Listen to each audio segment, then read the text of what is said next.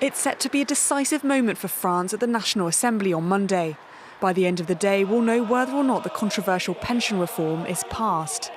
Outrage erupted in the chamber last Thursday when the Prime Minister used the 49.3 article to force the legislation through without a vote. 2 votes of no confidence were filed as a result. One by the far-right National Rally, which is unlikely to succeed, the other by a group of other opposition parties, co-signed by the left-wing coalition group. For it to pass, they'll need 287 votes. The presidential camp already holds 250, while the opposition holds 257, meaning that with 61 votes, all eyes are on the right-wing Les Républicains.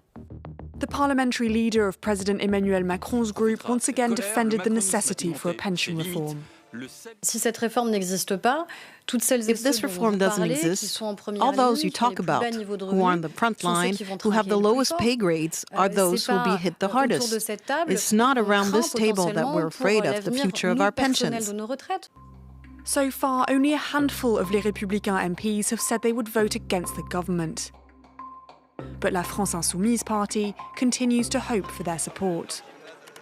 Vous savez comme moi que l'édifice You know as well as I do that the government is on the verge of collapse, and that it's Les Républicains that have been pushed against the wall because they'll have the final say.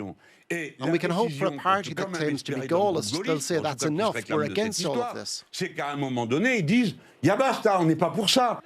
If the vote of no confidence fails, which experts say is likely, the next step for the reform is an appeal by opposition groups to a council that will be tasked with making sure the legislation is in line with the constitution. Even if the legislation is passed, the Prime Minister is now in a fragile position and her government faces an uncertain future. As for the President, it's unclear when he'll finally address the people about the crisis.